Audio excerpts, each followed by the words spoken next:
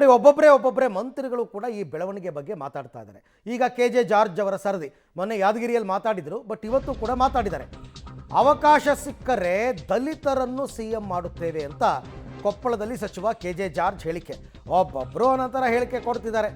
ಬೇರೆ ಬೇರೆ ರಾಜ್ಯದಲ್ಲಿ ಕಾಂಗ್ರೆಸ್ ದಲಿತರನ್ನು CM ಮಾಡಿದೆ, ಇಲ್ಲೂ ಅವಕಾಶ ಸಿಕ್ಕರೆ ದಲಿತರನ್ನು CM ಮಾಡ್ತೀವಿ, ಖರ್ಗೆ ಅವರಿಗೆ CM ಆಗುವ ಎಲ್ಲ ಅರ್ಹತೆ ಇದೆ ಅಂತ ಜಾರ್ಜ್ ಅವರು ಹೇಳಿಕೆಯನ್ನು ಕೊಟ್ಟಿದ್ದಾರೆ.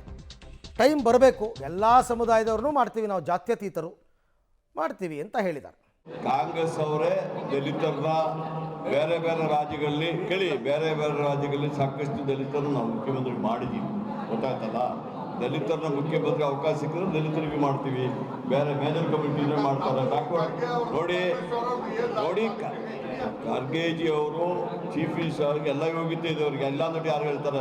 ಇವತ್ತು AICC ಅಧ್ಯಕ್ಷರನ್ನ ಮಾಡ್ತೀವಿ.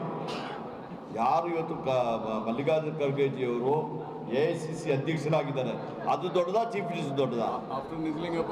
ಕೇಳಿ. ಅದಕ್ಕೆ ಅದು ಯಾರು ಸೊ ದಲಿತ CM ಮಾಡ್ತೀವಿ ಅಂತ ಆಯಿತು.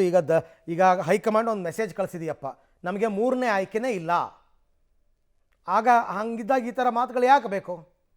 ಮುಂದೊಂದು ದಿನ ಅದನ್ನು ಅವರು ಅವಾಗಿಂದನೂ ಡೇ 1ಇಂದನೂ ಹೇಳ್ಕೊಂಬಂದಿದ್ದಾರೆ, ಸ್ವಾತಂತ್ರ್ಯ ಬಂದಾಗಿಂದನೂ ನಾವು ದಲಿತರನ್ನ CM ಮಾಡ್ತೀವಿ ಅಂತ ಅವಕಾಶ ಸಿಕ್ಕಿತ್ತು. ಮಲ್ಲಿಕಾರ್ಜುನ್ ಖರ್ಗೆ ಅವರೇ ಆಗ್ಬೋದಾಗಿತ್ತು, ಧರ್ಮ್ ಸಿಂಗ್ ಅವ್ರನ್ನ ಮಾಡಿದ್ರು. ಆ ಟೈಮಲ್ಲಿ ಮಲ್ಲಿಕಾರ್ಜುನ್ ಖರ್ಗೆ ಅವರು ಆಗಲೇ ಮುಖ್ಯಮಂತ್ರಿ ಆಗ್ಬೋದಾಗಿತ್ತು. ಮಾಡಿದಾಗ ಮಾತಾಡೋಣ, ಮಾಡ್ತೀವಿ ಅಂತ ಹೇಳ್ತಾ ಇದ್ದಾರೆ.